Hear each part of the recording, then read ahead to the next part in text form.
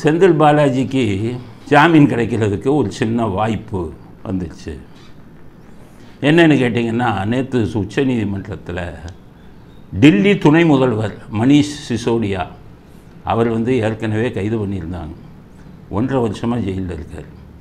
PMLA act அமலாக்கத்துறை பதிவு செய்த வழக்கில் 1.5 வருஷம் ஆனோன்னு இப்போ அவரை ஜாமீனில் விட்டாங்க. ஸோ சுப்ரீம் கோர்ட்டுடைய கருத்து என்னென்னு கேட்டிங்கன்னா, பெயில், அதாவது குற்றம் நிரூபிக்கப்படும் வரை ஜெயிலில் இருப்பது தவறு அப்படிங்கிற முடிவுக்கு மணீஷ் சிசோடியா வழக்கில் முடிவுக்கு அவருக்கு 1.5 வருஷம் கழித்து அமலாக்கத்துறை வழக்கில் பெயிலை கொடுத்துருந்தாங்க. இப்போ செந்தில் பாலாஜி குரூப்பு இதுக்கு வரும்போது அவருக்கும் அமலாக்கத்துறை கேஸ் தான், அவர் 1.5 வருஷம் இருந்தார், அவருக்கு விட்டுட்டிங்களே, நாங்கள் 1 வருஷம் 2-3 மாதம் ஆச்சு ஜெயிலில் இருக்கோம், அதே இது எங்களுக்கும் பொருந்தும் இல்லையா, எங்களுக்கும் நீங்கள் ஜாமீன் கொடுக்கணும்னு கேட்பதற்கு வாய்ப்பு இருக்குது. அப்படி கேட்டால் செந்தில் பாலாஜிக்கு ஜாமீன் கிடைக்கிறதுக்கும் வாய்ப்பு இருக்குது. இந்த மணீஷ் சிசோடியா வழக்கில் உச்சநீதிமன்றம் கொடுத்த தீர்ப்பு அவர்களுக்கு சாதகமாக அமைவதற்கு வாய்ப்பு இருக்குது. நமக்கெல்லாம் கெட்ட செய்தி, எல்லா மக்களுக்கும் கெட்ட செய்தி. ஊரை கொள்ளையடிப்பவர்கள், இன்னொருத்தன்ட்ட வேலை வாங்கித்தரேன்னு ஏமாற்றி பணத்தை மொங்காம் போடுறவங்க, இவங்கெல்லாம் ஜெயிலுக்கு போகணும். அவங்க வெளியில் வந்தால் நீதிக்கு அவமானம்.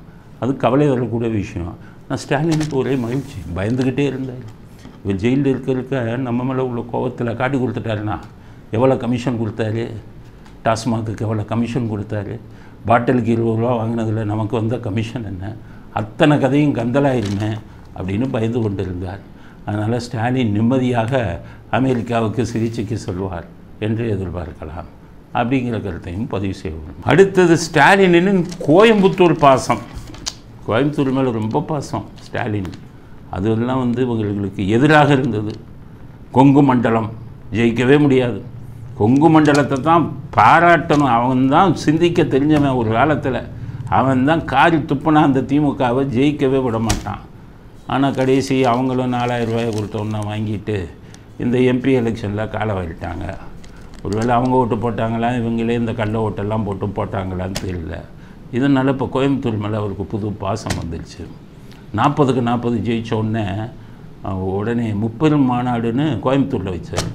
கேட்டால் கோயம்புத்தூர் எனக்கு மிகவும் நெருக்கமான ஊர், நான் அவர்கள் மீது பாசம் வைத்திருக்கிறேன் அப்படிங்கிறாரு.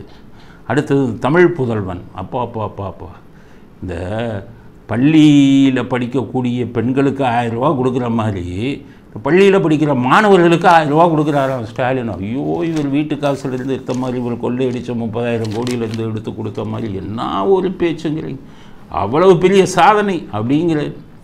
அவங்களுக்கெல்லாம் நான் கொடுத்துட்டேன் மாதம் 1000 ரூபா. இவங்களுக்கு இப்போ மகளிர் உரிமை திட்டம் மாதம் 1000 ரூபா, 1.25 கோடி கார்டுக்கு கொடுக்குறேன் அப்படிங்கிற. மாதம் 1000னா என்ன ஆகுது, மாதம் 1200 கோடி ஆகுது. ஒரு வருஷத்துக்கு 15,000 கோடி ஆகுது. வெறும் ரேஷன் கார்டுக்கு கொடுக்குறது இல்லையே, 8 லட்சம் கோடி கடன். பெருமையாக சொல்கிறார். இவங்களுக்கு தமிழ் புதல்வன் திட்டத்தை மிகப்பெரிய திட்டம், என் மனதுக்கு பிடித்த திட்டம் அப்படின்னு சொல்லி அதையும் கோயம்புத்தூரில் வச்சுட்டார் விழாவை. கேட்டால் கோயம்புத்தூர் எனக்கு மிகவும் நெருங்கிய ஒரு, அந்த கோயம்புத்தூர் குட்டிச்சவரானதே உங்களாலேயும் உங்கள் அப்பாவாலேயும் தானே. யோசிச்சு பாருங்கள். உங்கள் அப்பா முதலமைச்சராக இருக்கும்போது 1997 கோயம்புத்தூரில் எப்படி குண்டு வெடித்தது, உங்கள் அப்பாவால் தான் குண்டு வெடித்தது. காவல்துறையில் அதுக்கு பல ஆதாரங்கள் இருக்குது. காவல்துறையிலேருந்து உளவு பிரிவிலிருந்து ரிப்போர்ட் கொடுக்குறாங்க.